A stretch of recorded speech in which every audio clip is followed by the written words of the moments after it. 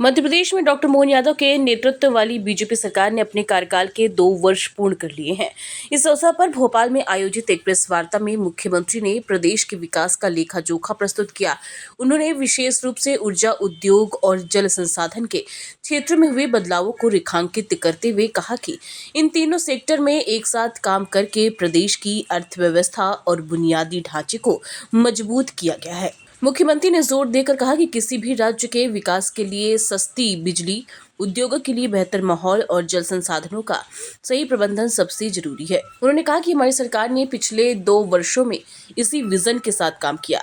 CM doctor Mohan Yadav ने ऊर्जा के क्षेत्र में सरकार की उपलब्धियों को गिनाते हुए नवीकरणीय ऊर्जा के क्षेत्र में उठाए गए कदमों पर विशेष जोर दिया।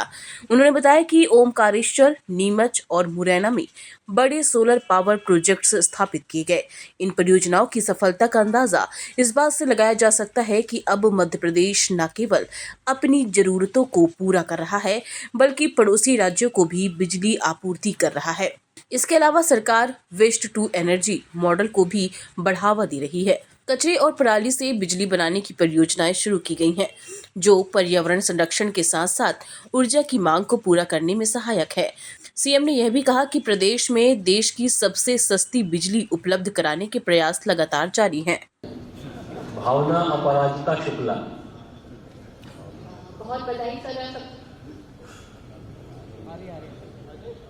हेलो, हाँ जी, बहुत बधाई 2 साल पूरे होने के लिए। और आप इंदौर के प्रभारी मंत्री भी हैं, इंदौर आपके निकट भी है, मालवा में। और वहाँ से एक मिनट ये संशोधन कर लो। एक मुख्यमंत्री अपने जिलों के कार्य विभाजन करता है ना? तो एक खाली रख लिया, तो इंदौर खाली, वहां का प्रभारी मंत्री नहीं, काम का बंटवारा करते ना, तो बंटवारा कर दिया, तो वो छोड़ दिया। मेरे घर में 4 कमरे हैं, 3 में मैंने कोई व्यवस्था के आधार पर आई के लिए किराएदार कर दिए, तो चौथा कमरा हमारा हो गया, तो किराएदार थोड़ी हो गए। थोड़ा खाली रख लिया, उसको कोई चिंता मत करो। ये खाली काम के लिए है या वैसे खाली रखा गया है? ये मेरे को मालूम नहीं, आप किस संदर्भ में पूछ रहे हैं। मेरा क्वेश्चन, मैं खुद प्रश्न पे आती हूँ। माँ अहिल्याबाई की नगरी से बारे में पूछना चाहूंगी कि उन्होंने इंदौर को या मालवा को कहे, मध्य प्रदेश को कहे, काशी और देश के अन्य धार्मिक स्थलों से जोड़ा था।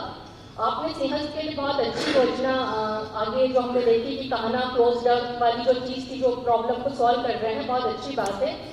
तो उसी से संबंधित मेरा ये प्रश्न है कि देश के अन्य धार्मिक स्थलों में मध्य प्रदेश के लोग जब जाते हैं तो ठहरने की, और मेरे पत्रकार साथियों के ठहरने के लिए भी, क्या इस तरह की कोई योजना होगी देश के अन्य स्थलों पे और नेटवर्क कनेक्टिंग को लेकर के? आप मध्य प्रदेश के बाहर की कह रहे हैं? हाँ, मध्य प्रदेश के बाहर देश के अन्य धार्मिक स्थलों को मध्य प्रदेश की जनता जहाँ पे रुक सके, जिस तरह की माँ अहिल्या ने परिपाटी शुरू की थी, उससे संबंधित है। हमने अहिल्या माता की जयंती मनाई, महेश्वर में मनाई, इंदौर में मनाई। और ये बात सही कि खालसीवाला ट्रस्ट की प्रॉपर्टियां पूरे देश में है। हमने उस पर अपना मेंबर भी बना दिया और उस ट्रस्ट से कहा भी है, लेकिन धीरे धीरे मना, धीरे सब कुछ होएगा, धीरे धीरे मध्यप्रदेश करते करते बाकी राज्य के अंदर भी इस तरह के प्रबंधन हो जाए, इसको प्रयास करेंगे। ये बात सही है। मैंने बीच में अभी हमारे उज्जैन के अधिकारियों को भेजा था, तिरुपति बालाजी, शिरडी के साईं बाबा और ऐसे और देवस्थान पर जहाँ के ट्रस्ट बड़े बड़े ऐसे बन करके वो अब काम कर रहे हैं, जो एकेडमिक भी है, हेल्थ के साइड में भी है और धार्मिक पर्यटन को बढ़ावा देने के लिए। जैसे तिरुपति बालाजी के मंदिर के ऐसे कई जगह केंद्र खोल रहे हैं वो जगह जगह, तो उनके तिरुपति बालाजी से जुड़े हुए या उस राज्य से जुड़े हुए लोग बाकी जगह भी आकर के रुक सकते हैं।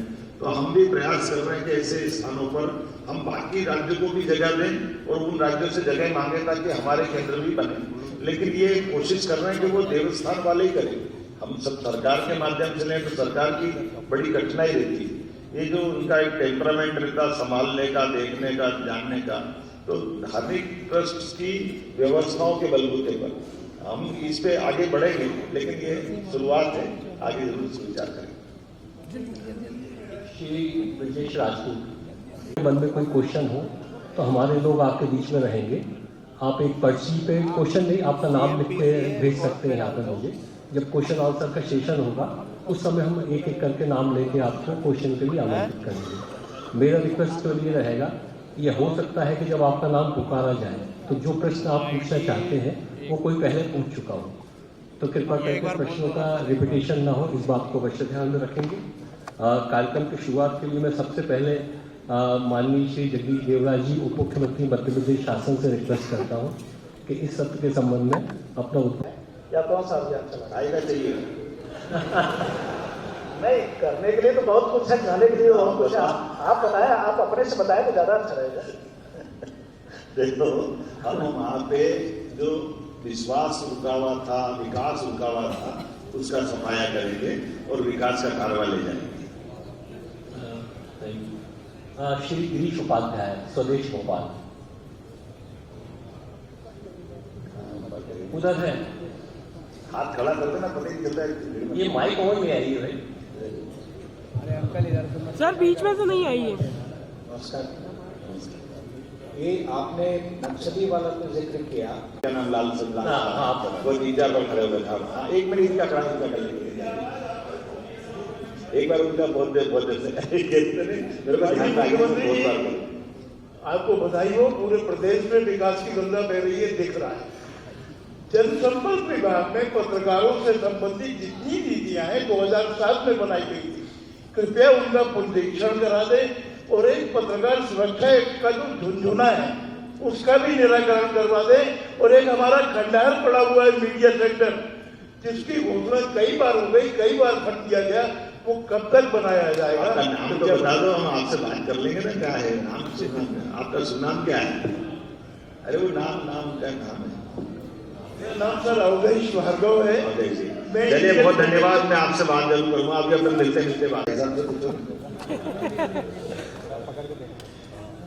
मुख्यमंत्री जी, देखते देखते 2 साल गुजर गए, पता ही नहीं लगा। आपको और आपकी पूरी टीम को बहुत बहुत बधाई 2 साल पूरे होने में। सर, मेरा सवाल ये है कि कई लगातार काम हुए, कई विभागों में काम हुए, और जिस विभाग से हम लोग बहुत ताल्लुक रखते हैं, हम जनता ताल्लुक रखती है, वो है स्वास्थ्य विभाग। बहुत तेजी से मध्य प्रदेश में मेडिकल कॉलेज बन रहे हैं और अभी हमने देखा देखते कि 19 सरकारी मेडिकल कॉलेज हो गए। मगर अभी एक सर्वे आया मेडिकल कॉलेज में पता लगा है कि करीब 35% की पोस्ट खाली है, फैकल्टी नहीं मिल पा रही है।